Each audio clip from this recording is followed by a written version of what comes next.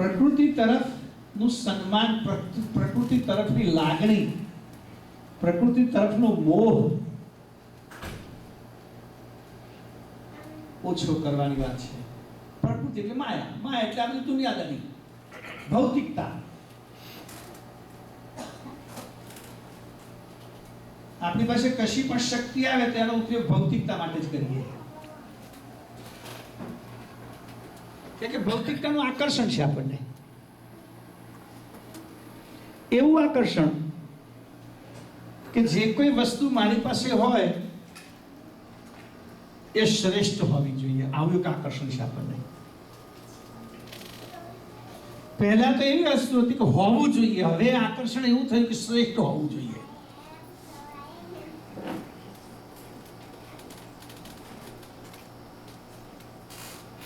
બહુ વર્ષો પહેલા એક બે જગ્યાએ મેં ટીવી પર એડવર્ટાઇઝ જોયેલી, ઇન્ડિયામાં, ભારતમાં.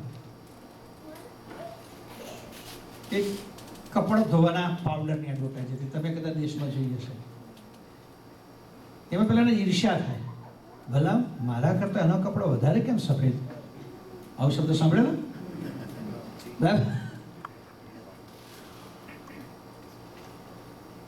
એવું એક ટીવી વાળાનું પણ એડવર્ટાઇઝ હતું. એવું ટીવી લાવે કે પાડોશી અદેખાઈ થાય, ઈર્ષ્યા થાય કે મારા કરતા આમના ઘરમાં સારું થયું છે. એટલે હવે જે પ્રકૃતિ, પહેલા એવું હતું કે નથી એટલે હોવું જોઈએ, મને મળવું જોઈએ, મારી પાસે આવું હોવું જોઈએ, મારી પાસે સારા કપડાં હોવા જોઈએ, મારી પાસે સારી ગાડી હોવી જોઈએ, મારી પાસે સારું ઘર હોવું જોઈએ. પણ હવે એવો મોહ જાગ્યો છે કે મારા મિત્ર મંડળો કરતા મારી પાસે સારું હોવું જોઈએ. અને શાસ્ત્રકારો તેજોદેશ કહે છે. આ તેજોદેશ એવી વસ્તુ છે કે જેમાં આપણું સારું થાય એમ આપણે રાજી થઈએ અને બીજાનું થોડું ખોટું થવા. મેહુલભાઈ કેવું પડેલું, બહુ સરસ.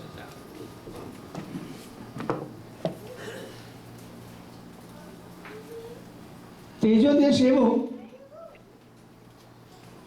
કે આપણું સારું થાય તો રાજી થઈએ, પણ બીજાનું ખરાબ થાય એમ આપણે વધારે રાજી થઈએ. તમે કહેશો કે અમારામાં તો આવું છે, બીજાનું ખરાબ થાય અમે રાજી થઈએ, પણ આપણને ખબર ના હોય. તમે જોજો, સમાજમાં કોકની સારી વાત જલ્દી પ્રચલિત નહીં થાય અને કોકનું ખરાબ હશે તો હવે તો મોબાઈલ સસ્તા થઈ ગયા. નહોતા સસ્તા તોય લોકો કહેતા હતા, સાંભળ્યું ફલાણા આવું થયું. કોઈકનો દીકરો બહુ સારા માર્ક છે, બહુ સારા, એને કંઈક પ્રાઇઝ મળ્યું કે એવોર્ડ મળ્યો તો કદાચ આપણે ભાગ્ય કહીશું, કોઈ પાડોશીને નહીં કહીએ. અને કોઈકના દીકરા દીકરી કંઈક ભૂલ કરી તો કતો 10 જણ તમને કહીશું, તમને પાછા 10 જણ બીજા કહેશે, સાંભળ્યું. આની પાછળ શું ભાવ? કોઈકનું ખરાબ થાય એ વાત ફેલાવવાની ભાવના કેમ જાગી? એનું નામ છે તેજોદ્વેષ. દ્વેષ, ઈર્ષ્યા.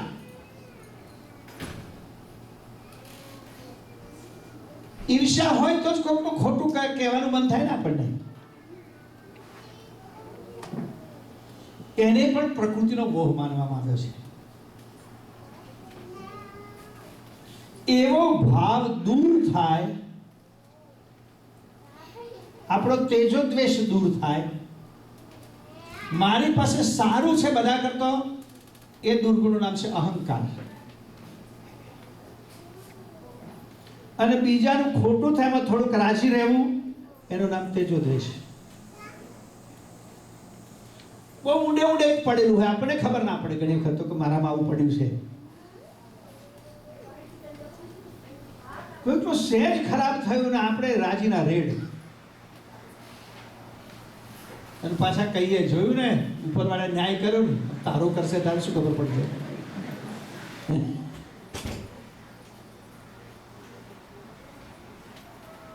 એક જગ્યાએ મારા પાસે દર્શન કરવા આવેલા એક માજી, બિચારા બહુ દુઃખી હતા.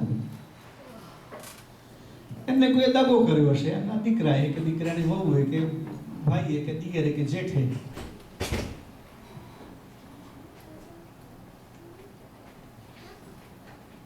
એમને શરૂ કરી દીધું મારી પાસે એક રેકોર્ડ.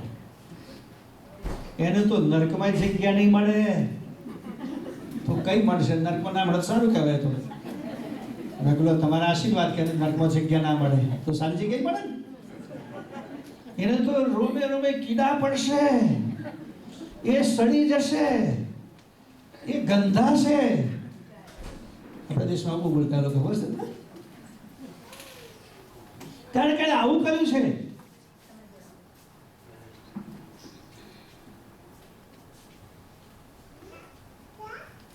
મેં કહ્યું માજી, આવું ના કરનાર થાય તું હોય છે. આવું તમે એવું ના માનશો એટલે ભવિષ્યમાં પણ આવું મનમાં કોઈના માટે ના વિચારશો. ભગવાન એને આમ કરી નાખશે, એનું આમ થઈ જશે, એનું પ્રદાન થઈ જશે,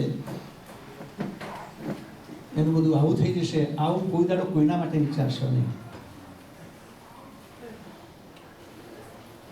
કારણ કે કર્મનો હિસાબ તો બધાને તમે આ જન્મે સારું જ કર્યું છે માનો, તો કદાચ ગયા જન્મનું કંઈક એવું આવી જશે તો ભોગવવું પડે, શું કરશો? અને આપણે જોઈએ છીએ મહાન મહાન સંતોના જીવનમાં આપણે કેવી કેવી યાતનાઓ, જેમણે સંત જીવન જ જીવ્યું છે, પરોપકારની જ પ્રવૃત્તિ કરી છે,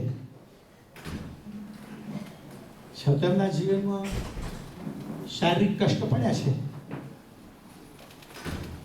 એની પાછળ કંઈક પૂર્વજન્મનું પણ હોઈ શકે. તો અહંકાર અને દ્વેષ આ બેને ગુરુ મહારાજ દૂર કરે છે. પ્રકૃતિનું મોડે ભાન, એમના જ્ઞાનને સાંભળવામાં આવે, એમના જ્ઞાનને સ્વીકારવામાં આવે, એમના સંગમાં રહેવામાં આવે. કે ઘણી વખત એવું પણ બને સાંભળીએ ખરા પણ સ્વીકારીએ નહીં તો શું?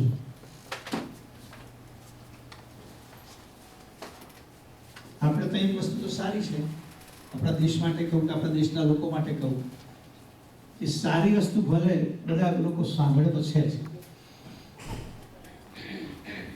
અને તો જ સત્સંગમાં બધી ભીડ થાય.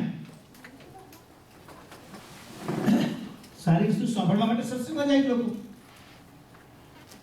હજારો હજારો માણસ, લાખો લાખો માણસ સત્સંગમાં બેસતા હોય છે.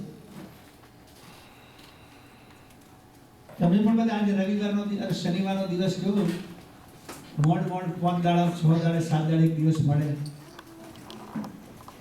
બધું છોડી નહીં આવ્યા છો. મનોરંજનનો પ્રોગ્રામ તો છે જ નહીં, કમવાલી નથી સાંભળવાની અહીંયા. ખબર નહીં આમ કહેવાય કવાલી, તો લોકો સાંભળે છે. વાલી અને જે વાલી ના હોય કવાલી કહેવાય. વાલો કવાલો, વાલો દવાલો. એવા ગુરુનો ઉપકાર આપણે ત્યાં માનવામાં આવ્યો છે. અને એટલે વર્ષમાં એક વખત, એક જ વખત એવું નહીં, કમસે કમ એક વખત મૂળ વસ્તુ આવી છે. પાછી ધ્યાન રાખજો, બસ એક વખત ગુરુના દર્શન કરી આવજો ને, કમસે કમ એક વખત. આ તો પેલા મુસલમાન જેવું થઈ ગયું. મુસ્લિમ કન્ટ્રી મોટે ભાગે મિડાલિસ્ટ કન્ટ્રી રણ, એમાં કેટલાક દેશ એવા છે જેમાં વરસાદ પણ નથી પડતો. મારા કરતા જગ્યાથી તમે વધારે જાણતા હશો. અને કેટલી જગ્યાએ પડે છે બહુ ઓછો પડે, ચારે બાજુ દરિયો છે. એમના પૈગંબર સાહેબે એમ આદેશ આપ્યો કે અઠવાડિયામાં એક દિવસ તો માલિકને યાદ કરવા જ. અને દિવસ નક્કી કર્યો શુક્રવાર. કમસે કમ શુક્રવાર તો નમાજ, અને નક્કી કર્યું કે નમાજ પડવા મસ્જિદ પવિત્ર જગ્યા કહેવાય, એટલે કમસે કમ તે દિવસે તો નાહવું જ. રોજ પાણી ના મળતું હોય એટલે નહીં નાહવું, પણ શુક્રવારે બંદગી કરવાની માટે ચોક્કસ નાહવું. કે નર્મદા કોઠે રહેનારો પણ શુક્રવારે જ નાહે.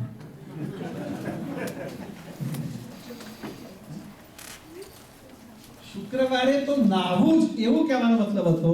એની જગ્યાએ શુક્રવારે જ એમ એવું ના બને કે ભાઈ વર્ષમાં એક વખત ગુરુજીની પૂર્ણિમાના દિવસે, પણ તે દિવસે તો વિધિવત ગુરુ મહારાજનું પૂજન અવશ્ય કરવું. આપણે તો વ્રત શબ્દ છે બહુ પ્રસિદ્ધ છે, બહેનો બહુ વ્રત કરતી હોય છે અને નવા નવા ઉમેરાતો જ જાય પાછો, નવા નવા ઉમેરાતો જ જાય. ગુજરાતમાં કડવા ચોથ નહોતું, પણ બિહારમાંથી આવી ગયું પાછું. અમારા પુરુષો બિચારા એટલા બધા કે હકથી જીવવા ન દે અને શાંતિથી કઈ જાઓ એમ કે. પણ આને કોઈની ઉંમર કોઈ લંબાવી શકતું નથી, કોઈ ટૂંકાવી શકતું નથી. મહાપુરુષો એમ કહે છે જન્મ મરણ ને પરણ નક્કી જ હોય છે. પતિ પત્ની લગ્ન ગ્રંથિ જે જોડાયા એ નક્કી જ હતું. તો એમના તો બાળક કંઈક ઋણાનુબંધન હશે તો જે બાળક આવ્યું ને. એટલે આ તો ઋણાનુબંધન સમય તો ઘણી પેઢીઓ સુધી ચાલતો હોય છે. એટલે એ બધી વાતોમાં બહુ પડવાની જરૂર નથી, મજાક માટે ઠીક છે. પણ વિધિવત ગુરુ મહારાજને પ્રસન્ન કરવા માટે પૂજન કરવું.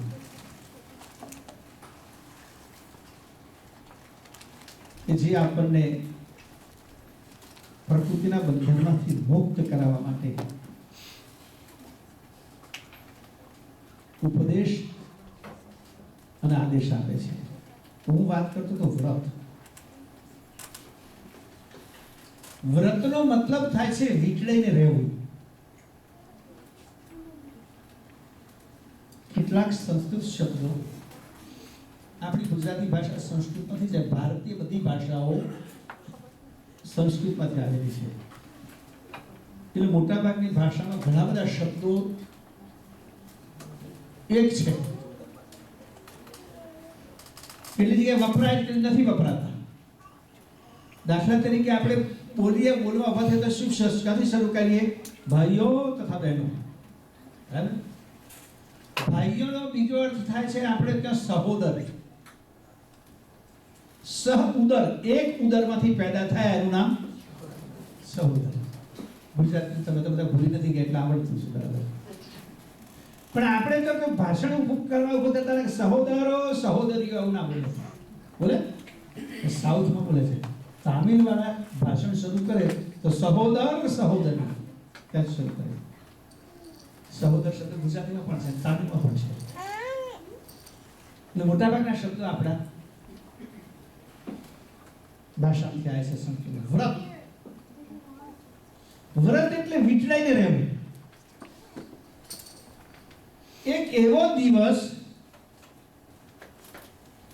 કે જે દિવસે તમે જેનું વ્રત રાખો એને વીટળાઈને રહેવું.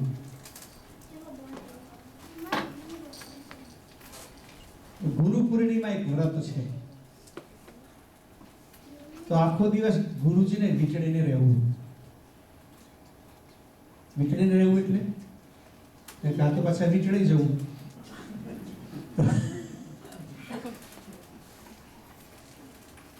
આપણું મન સતત તેમના જ વિચારોમાં ઘૂમતું રહે. ગુરુ વિશે વિચાર કરવો, ગુરુની કૃપા, ગુરુના આશીર્વાદ, ગુરુની પૂજા, ગુરુના વચનો, ગુરુનો ઉપદેશ, ગુરુનો આદેશ, સતત તેનો જ વિચાર કરવો. જેમ એકાદશીનું વ્રત હોય તો શાનો વિચાર કરવો? સતત આખો દિવસ ફરાળનો. ફરાળને જ વીટળીને રહેવું.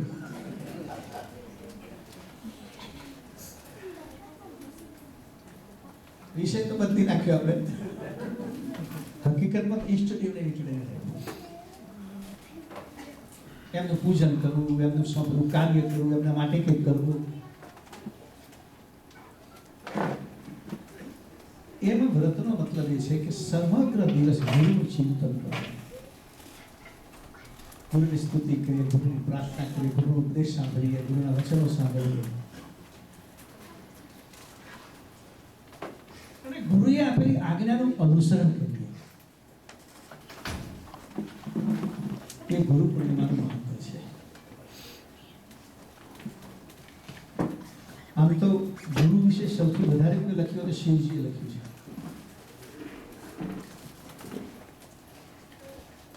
તમે સાંભળ્યું છે ગુરુ ગીતા નામનું એક પુસ્તક છે આપણે તો પ્રસંગિક ધર્મોપદેશનું, જેના રચયિતા શિવજી કહેવાય છે. શિવજીએ પાર્વતીને ઉપદેશ આપ્યો, એમાં આ ગ્રંથ બનાવ્યો છે. પાર્વતી જ્યારે પૂછે છે સંસારમાં પૂજવા યોગ્ય શું, કોની પ્રાર્થના કરવાથી, કોની ઉપાસના કરવાથી, કોની સેવા કરવાથી માનવનું કલ્યાણ થાય, ત્યારે શિવજી કે ધ્યાન મૂલમ ગુરુ મૂર્તિ, પૂજા મૂલમ ગુરુ પદમ, મંત્ર મૂલમ ગુરુ વાક્ય, મોક્ષ મૂલમ ગુરુ કૃપા. અલગ અલગ દેવોની પૂજા કરીએ તો શિવજી કે એકમાં બધા જ આવી જાય છે. ગુરુ બ્રહ્મા, ગુરુ વિષ્ણુ, ગુરુ દેવો મહેશ્વરા, ગુરુ સાક્ષાત પરબ્રહ્મ તસ્મૈ શ્રી ગુરુ. આપણે તો ગુરુમાં માત્ર પરમની પૂજા થાય છે, યાદ રાખજો બધા કે જેમણે લક્ષ્ય આપ્યું. અમે બધા તો પ્રચારક કહેવાય. આપણે તો ઘણી વખત એવું બની હોય છે કે પ્રચારક એ ઉપાસ્ય બની જાય. મારી ઉપાસના કરો, મારો જ ફોટો રાખો, મારાથી તમારું કલ્યાણ થશે. ગુરુ ગુરુ આ વધારે ચાલે. મેં કદાચ તમને દ્રષ્ટાંત કહ્યું હશે કેવું થઈ ગયું. એક ગામની અંદર એક યુવાન અને એક યુવતી પ્રેમમાં પડ્યા. આજકાલ તો મોટે ભાગે પડતા હોય, પ્રેમમાં પડે, પછી આગળ જતો વેમમાં પડે, છેલ્લે ડેમમાં પડે. પડતા જ રહે, જેમાં પડે પછી છેકથી.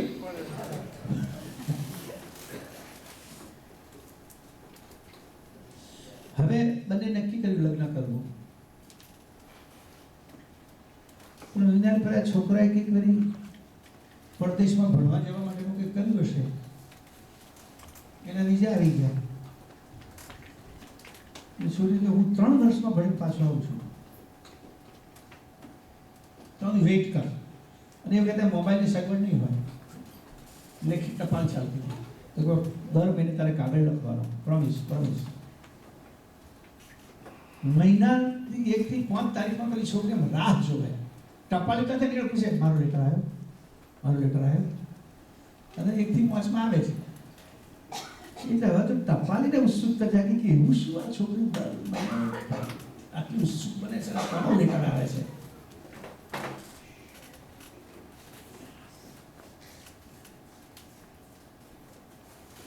અને લેટર ખોલ્યો ટપાલી,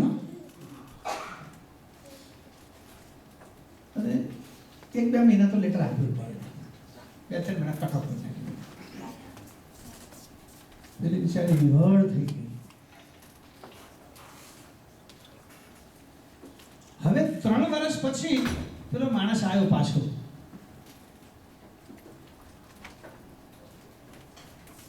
તપાસ કરી તો પેલી છોકરી તો પરણી ગઈ. કોણ ખબર? ટપાલી.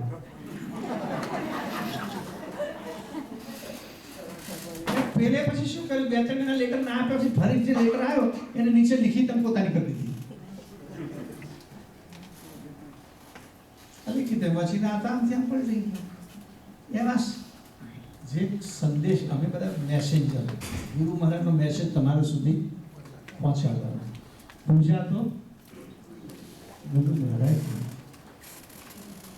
એ પરમગુરુ પણ પોતે તમે જુઓ કેટલા પ્રતાપી પુરુષ છે જે પ્રગટ થયા છે. કરુણાસાગર મહારાજની જીવનની 2 વાતો એવી છે. આમ તો ઘણી વાતો છે, પણ 2 પ્રસિદ્ધ વાતો કહું તમને કે કરુણાસાગર મહારાજ પ્રગટ થયા, જન્મ ધારણ કર્યો નથી.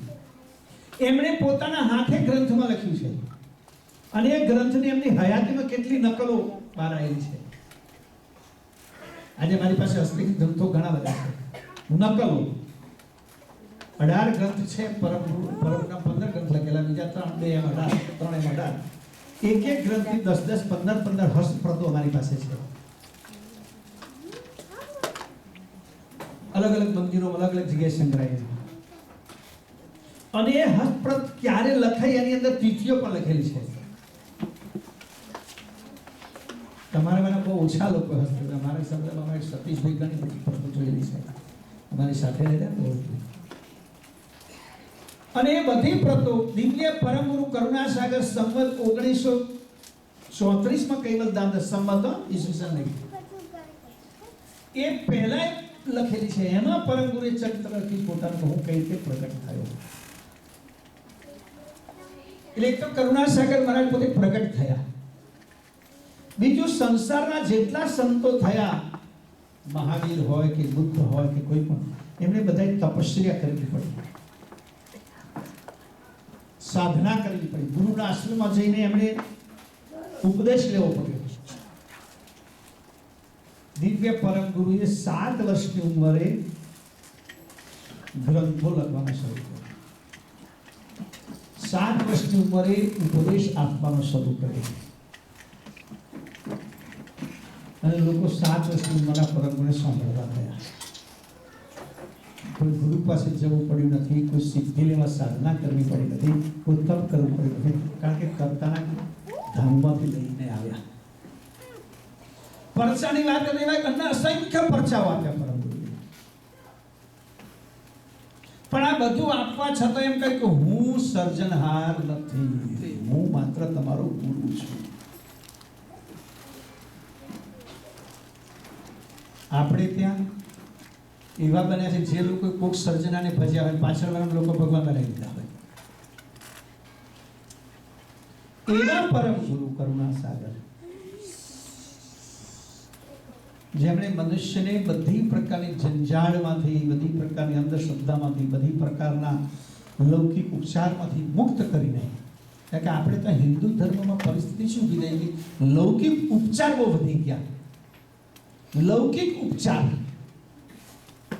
હું તો ઘણાને કહેતો હોઉં છું કે બીકણમાં બીકણ કોઈ હોય તો હિન્દુ હિજડા થઈ, જેની સમાજમાં કશી કિંમત નહીં.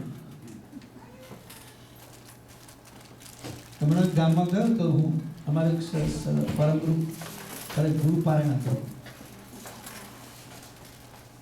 તો ગુરુ પારાયણમાં વળી જે મારી આઈ હોસ્પિટલની વાત ચાલી, એમ કોઈ ભાઈ બધી ઊભા થઈ ગયા કે ગુરુજી એક મોટું અન્નક્ષેત્ર ચલાવે છે અને આપણા ગામમાંથી આ વખતે ઘઉં બહુ પાક્યા છે, તો અન્નક્ષેત્રમાં ઘઉં મોકલવા જોઈએ.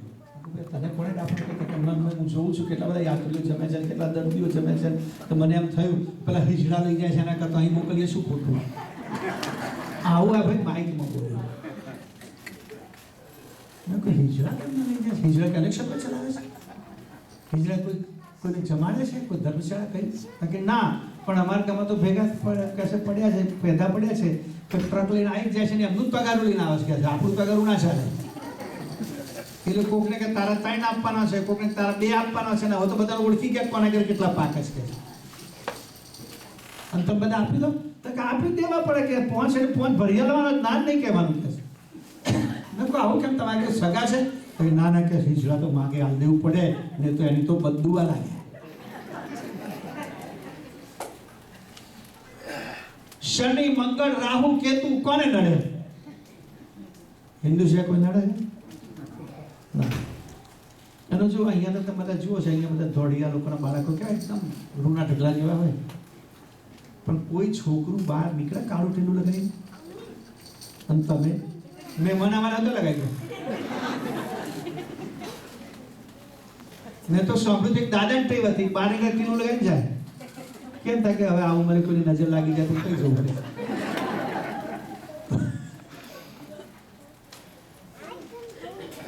અને બધા લોકોને સાધુ ઉપર વિશ્વાસ, કોઈ પણ સંપ્રદાયનું ભગવું કપડું જોવે તો આપણે તરત જ એને પ્રણામ કરીએ.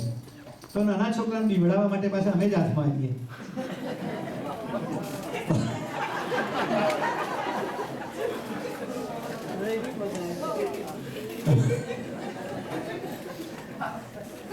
ભાવ લઈ જશે. આ ભાવે તમારું શું બગાડે?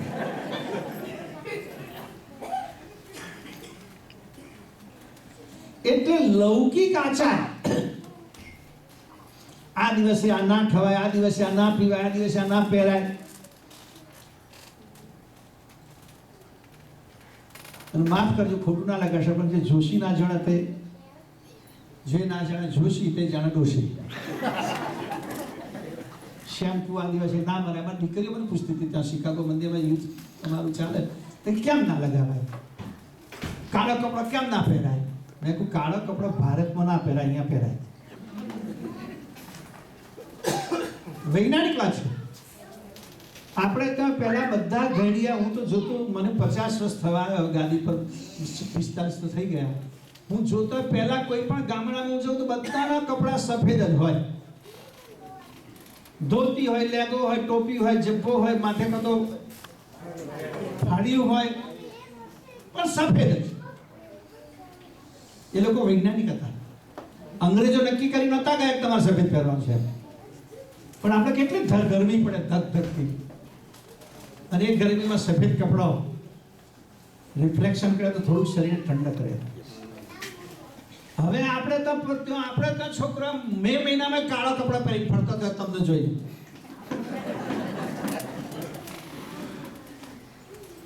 હું એમને કહું આ ભેંસ તળાવમાં પડી રહે, ખબર કેમ? કાળી એટલે ગાય ના પડે. ઉનાળામાં ભેંસો પાણી પડે કે એની ચામડી કાળી એટલે ગરમી વધારે લાગે, અને ગાયોની ચામડી સફેદ હોવાને કારણે ગરમી ઓછી લાગે. વિચાર કરો, આપણે ઘેડિયાઓ સાયન્ટિસ્ટ હતા કે આજકાલના ભણેલા? વિચાર કરીએ તો. પણ આપણે ત્યાં વ્યવહારમાં ધર્મના નામે એવી બધી વાતો ઘુસાડી ગાળી છે જેની આધ્યાત્મિકતા સાથે કોઈ લેવા દેવા નથી. આ બધી બાપજી આ બધાને પુરાણે મૂકી દીધી. પુણ્યદાન કરો, પુણ્યદાન નિમિત્તે. તમને એમ લાગે કે મારે પુણ્યદાન કરવું તો કરો. તમને એમ લાગે કે મારા પિતાજીના નામે કરવું છે, માતાજીના નામે કરવું છે, કોઈના નામે કરી શકાય. એનાથી સમાજમાં કંઈક સારું કામ થશે, અને એમાંથી જેને કંઈક લાભ થશે એની શુભેચ્છા તમને મળશે. એ સત્કર્મ ગણાશે.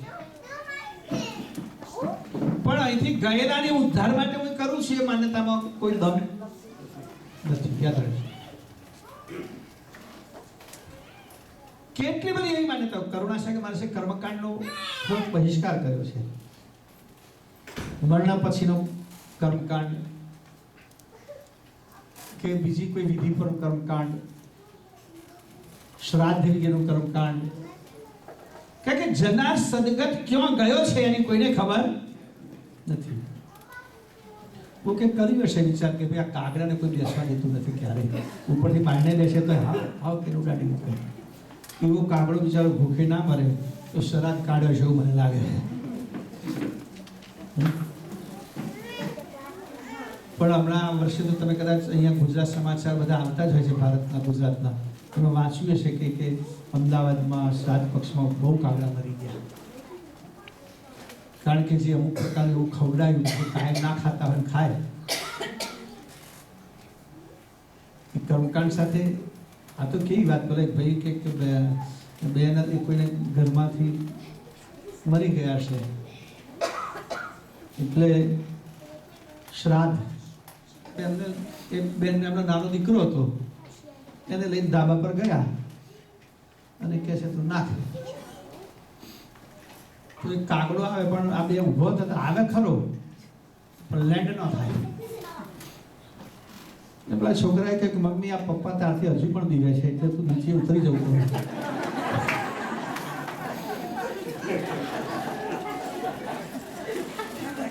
પેલા બિચારા એમ જ સમજી ગયા કે કાગડા થઈને આવ્યા છે એટલે. બેન કે નાના એવું નથી કે છે, એમને હંમેશા અહીં હતા થાય કે પાડોશી તો અનુજ ભાવતું તો ખરીદ આવ્યા છે તો પેલા કાપા.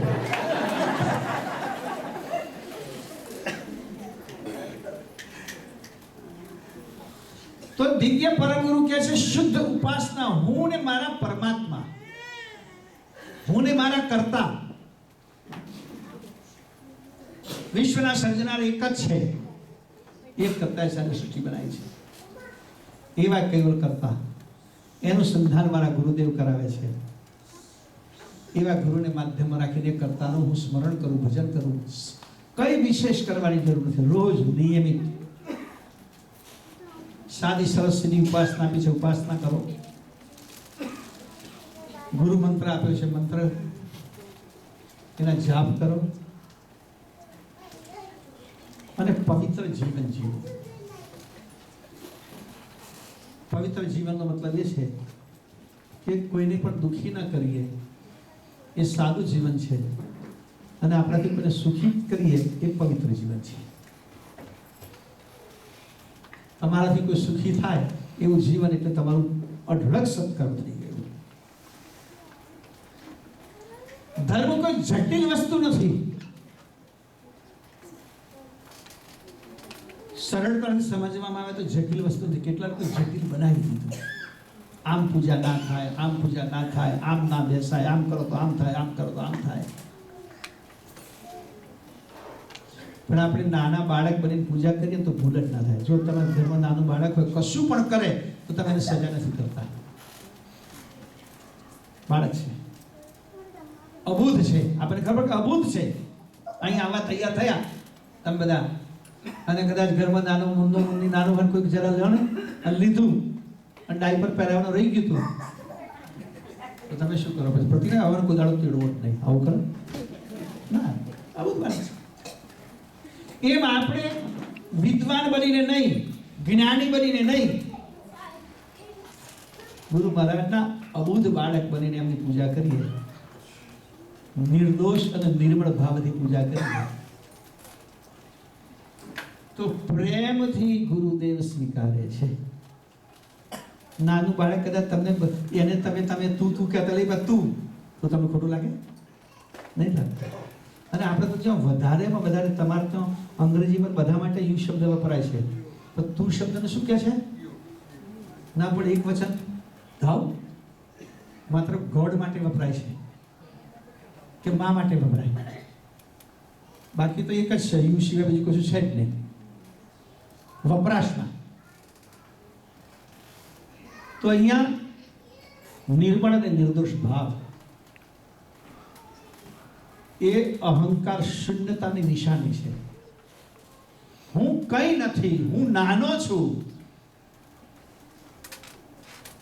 હું સામાન્ય છું, એ અહંકારની શૂન્ય થવાની નિશાની છે, જીરો થવાની. અને તમારે ત્યાં તો બધા પાછું એની સિસ્ટમ કેવી છે? આપણે તો અહીંની અમુક સિસ્ટમ બહુ સારી લાગે છે. આપણે તો બાળકને દોડાવવું હોય તો શું બોલે? 1 2, અહીંયા કેવું બોલે? 3 2, ખબર? ઉલટી ગિનતી, ડાઉન કાઉન્ટ, એવું છે ને? ડાઉન કાઉન્ટ થાય, 0 આવે, 0 આવે ત્યાંથી શરૂ થાય. સ્ટાર્ટ ક્યારે થાય? 0 થાય. પેલા રોકેટ છોડતા એવું હોય છે ને, 0 આવે એટલે સ્ટાર્ટ છે. એમાં આપણું અહંકારનું 0 આવ્યું એટલે સમજવાનું કે આપણી આધ્યાત્મિક યાત્રા સ્ટાર્ટ થઈ ગઈ. એ ગુરુ પૂર્ણિમાના ગુરુ પૂજનનું મહત્વ છે. બે પાણીની બોટલ મૂકજો અહીંયા. તો આગળની વાત હવે કરું. એક મહોત્સવ અંગેનું મારે, આપણે ત્યાં કૈવલ્ય જ્ઞાનોદય માસિક દર મહિને આવે છે. અહીંયા કેટલા લોકોને ત્યાં માસિક આવે છે? કૈવલ્ય જ્ઞાન માસિક હાથ ઊંચો કરશે. 1 આવે છે, 2 આવે છે, 3 આવે છે, 4 આવે છે, 5 આવે છે. આ મહિનાનું આવી ગયું, વાંચ્યું? આ મહિનાના માસિકમાં એક ઉત્સવની જાહેરાત કરી છે. હા, યુટ્યુબ પર પણ આવી, ના એટલે યાહુ ગ્રુપમાં પણ આવી ગયું છે. અને અહીં તમને 2-3 વાતો મારે કહેવી છે. આ સોશિયલ ગ્રુપ છે ને, સોશિયલ ગ્રુપનો તમે જ્ઞાન માટે પણ ઉપયોગ કરજો. આ સોશિયલ મીડિયાનો ગુરુગાદીની પ્રવૃત્તિના, ગુરુગાદીના કાર્યક્રમના આવા સમાચાર, ફોટા વગેરે આપણે બધા સુધી પહોંચાડવા માટે પણ સોશિયલ મીડિયાનો ઉપયોગ કરીએ છીએ. ભલે મોકો સાથ. વાહ.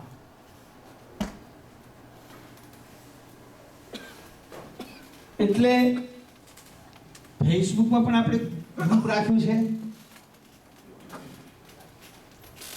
વોટ્સઅપમાં પણ ગુરુગાદી બ્રોડકાસ્ટિંગ લિસ્ટ છે,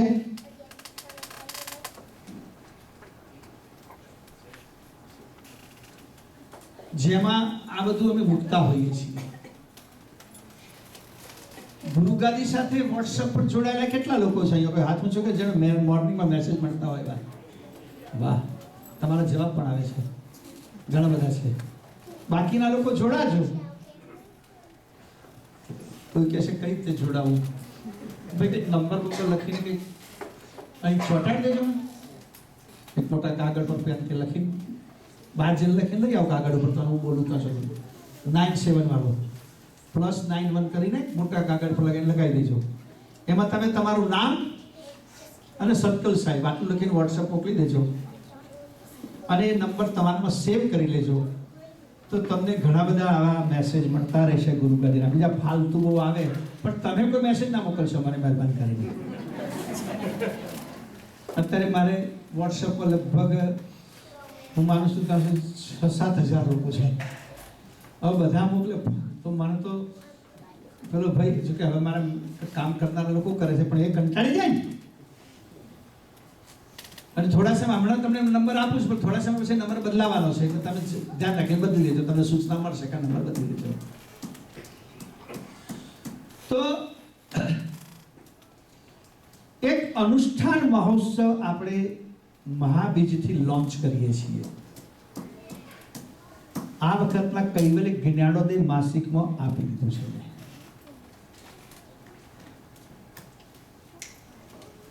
હું થોડુંક પાણી પી લઉં.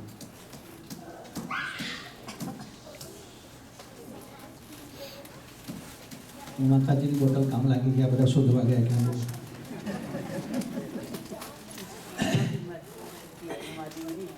ઘડીઓ વગર ગાડો ના મળે ને. જો કે મારા જવાની કહે છે ગાડીઓ થઈ ગઈ.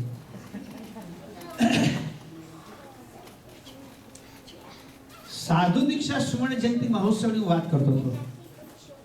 મોડું નહીં થાય? કેટલા વાગ્યા સુધી છે? ઓહો, તો 2 કલાક તો બોલીશ.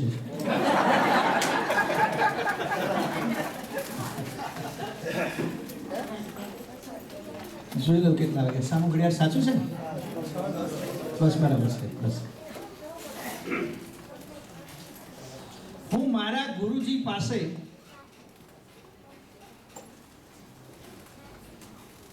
ઈસવીસન 1968 માં આવ્યો હતો. 1968 ત્યારે મારી ઉંમર 17 વર્ષ હતી.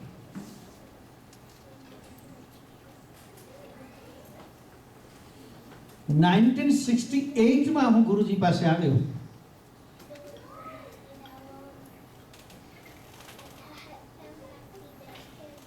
કદાચ 1969 માં, 8 માં, સોરી 18 વર્ષની ઉંમરે. અને ગુરુજી મને ભણવા માટે લઈ ગયા કાશી. સંસ્કૃતનું ધામ આપણું કાશીનું ગણાય. હવે નહીં જોઈએ, આ ઇનફ થઈ ગયું. લાવ પણ તમને તમારું પણ માન રાખવું પડે.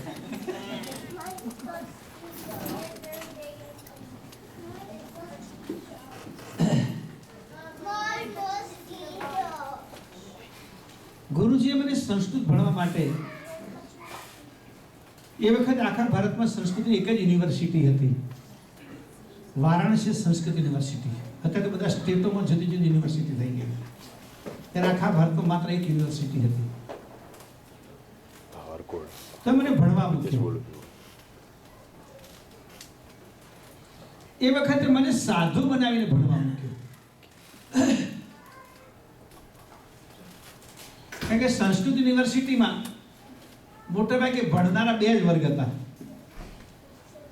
કાં તો બ્રાહ્મણ યા તો સંતો સાધુ.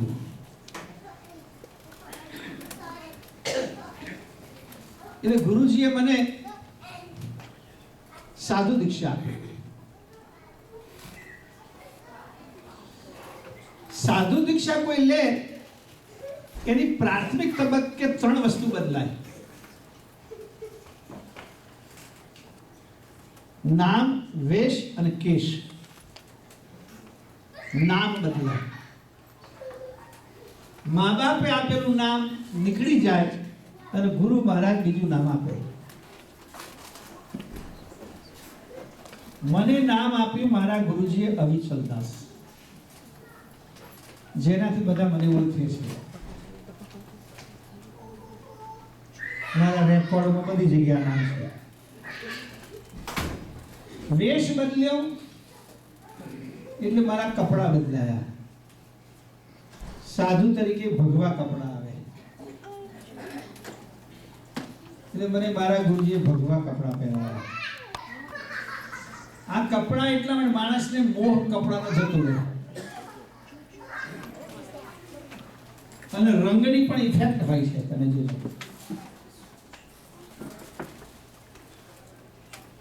અમુક પ્રકૃતિના માણસો બહુ ભપકાદાર રંગ પસંદ કરે. તમારા અહીંયા તમે નોટ કરજો, મેં નોટ કર્યું. અહીંના જે વ્હાઇટ સ્કિન પીપલ હોય, ધોળિયા, એ લોકો અમુક પ્રકારના કપડા મોટે કે લાઈટ કલર પહેરતા હશે. અને પેલાનો તો તમારે કેટલી જાતના જેટલા રંગ હોય બધા મળેલા. એ મનુષ્યની પ્રકૃતિનો પરિચય કરાવે છે. તમે કયો રંગ ગમે છે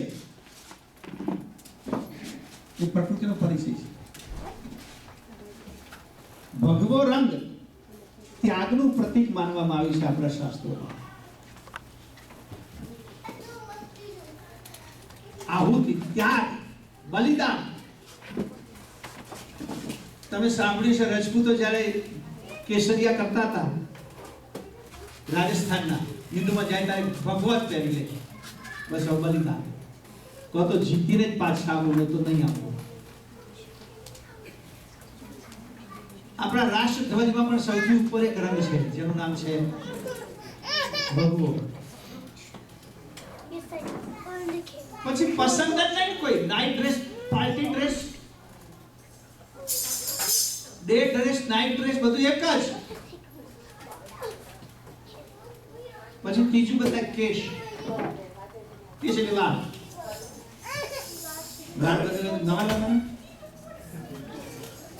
કો તો બધા રાખો, કો તો બધા કાઢો. બે રીતે. આપણા સંપ્રદાયનો વિકલ્પ, મોટા ભાગના આપણા વૈષ્ણવ સંપ્રદાયમાં કાઢવાનો વિકલ્પ છે. મહિનામાં એક વખત કાઢવાનો. કોઈ રોજ પણ કાઢનાર આવે છે, પણ મોટે ભાગે મહિનામાં એક દિવસ. બધા એક સાથે જ કાઢવા. અમારે ત્યાં કેટલા સંન્યાસીઓ 3 વર્ષે કાઢેલા કુંભમાં. કુંભમાં જતા બધા સાફ, પછી પાછા 3 વર્ષ સુધી જો કે હવે તો શેમ્પુ બેમ્પુ બહુ નીકળે તો વાંધો ના આવે. બાકી તો ગૌશાળા બધાને પાછળ.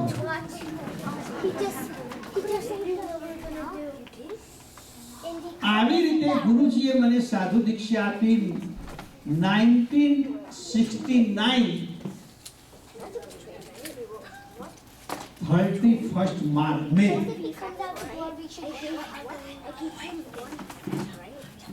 અને હિન્દુ પંચાંગ પ્રમાણે જેઠ સુદ પૂર્ણિમા, સંવત 2026 જેઠ સુદ પૂર્ણિમા 2026. બરાબર ને? 2026 25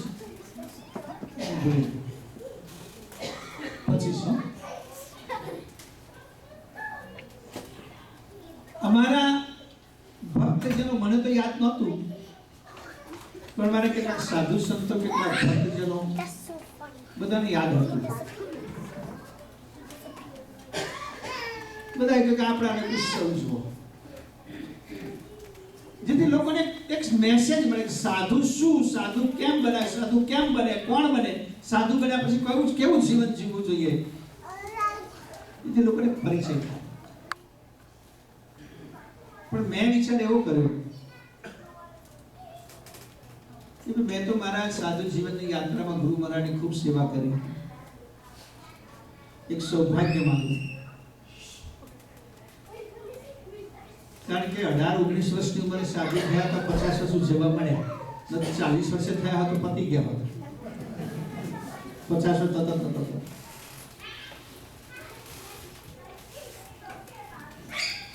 આ મહોત્સવને બધા યાદ કરે પણ અનુષ્ઠાનથી યાદ કરે એવું આયોજન અમે વિચાર્યું છે. એટલે મારે તમને બધાને મહોત્સવમાં જોડવા માટે હું આજે આવ્યો છું. 500 દિવસનો અમે કાર્યક્રમ રાખ્યો છે આ મહોત્સવ માટે. કેટલો? 500 દિવસ.